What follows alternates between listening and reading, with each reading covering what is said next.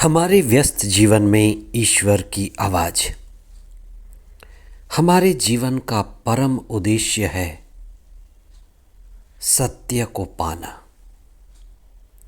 जीवन के उद्देश्य को, जीवन की ऊंचाई को, जीवन के मकसद को पाना। और जब जीवन में ईश्वर की कृपा है और ईश्वर का अभिषेक है तो हम अपने जीवन के उद्देश्य को जान पाते हैं। ईश्वर की कृपा और ईश्वर का हमारे जीवन में अभिषेक भारी अंतर लाता है। इसलिए हमेशा हमें प्रयत्न करना है कि हम कृपा की दशा में रहें, जीवन में कृपा को बनाए रखें। 24 नवंबर 2025 सोमवार। पहला पाठ दानियल का ग्रंथ अध्याय 1 पद संख्याएं 1 से 6 और 8 से 20 तक। संत लूकस का सुसमाचार अध्याय 21 पद संख्याएं 1 से 4 तक। आज के सुसमाचार में प्रभु की नजर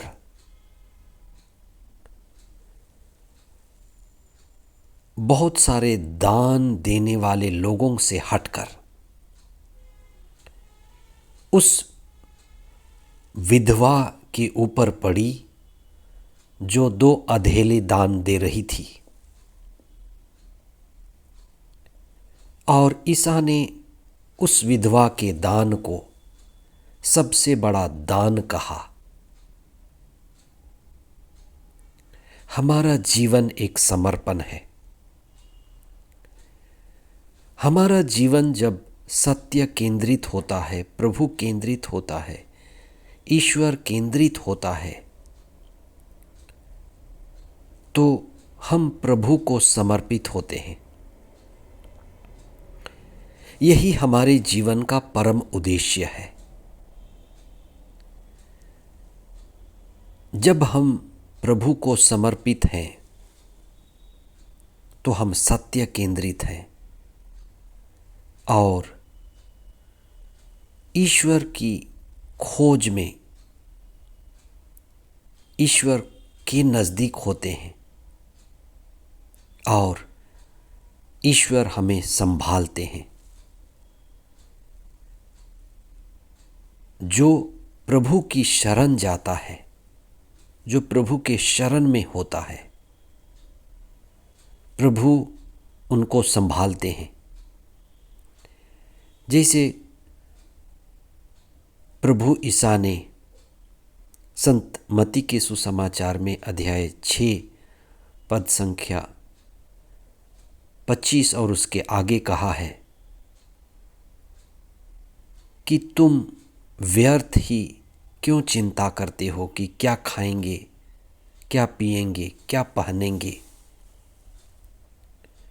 प्रकृति में विचरने वाले पक्षियों को देखो, वे ना तो काम करते,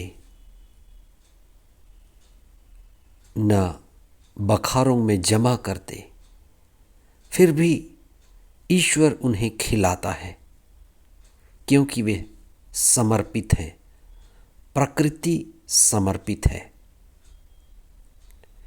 मनुष्य के पास अहंकार है और अहंकार हमें समर्पित नहीं होने देता। सुसमाचार की विधवा केवल एक विधवा नहीं है, सभी उन समर्पित लोगों की प्रतिनिधि है। जो भी प्रभु को समर्पित है, प्रभु केंद्रित है, प्रभु केंद्रित जीवन बिताता है, वह सबसे उत्तम जीवन जीता है और उसका दान सर्वोत्तम है। आज के पहले पाठ में एक नवयुवक दानियल और उनके युवा साथी जो यहूदी थे और वे चाहते थे कि वे दूषित भोजन ना करें, वर्जित भोजन ना करें, जो यहूदियों के लिए उचित था, और वे दूसरे युवकों से अलग रहकर ईश्वर केंद्रित जीवन जी रहे थे। उनका प्रशिक्षण, उनका ट्रेनिंग एक यहूदी विश्वासियों की तरह हो रहा था। वे किस तरह से दूसरे लोगों से अलग थे? दानियेल और उनके साथी ईश्वर की कृपा की दशा में थे। ईश्वर के अभिषेक को बनाए रखे थे। जब भी ईश्वर का अभिषेक हमारे जीवन में बना रहता है, ईश्वर की कृपा हम पर बनी रहती है, तो हमारे जीवन में भारी अंतर आता है। विधवा के जीवन में और दानियेल और उनके साथियों के जीवन में भारी अंतर है, क्योंकि उनके जीवन में ईश्वर की कृपा है, ईश्वर का अभिषेक है, और जिसके ऊपर ईश्वर की कृपा और ईश्वर का अभिषेक है वह ईश्वर का ही व्यक्ति है। सारी सृष्टि और सारी परिस्थिति उनके साथ होती है। इसलिए हम अपने जीवन में कृपा की दशा में रहें और ईश्वर के अभिषेक को बनाए रखें। हम प्रभु के रहें और प्रभु हमारे सभी जीवन के सभी आवश्यकताओं और ज़रूरतों को पूरा करेंगे। आमीन।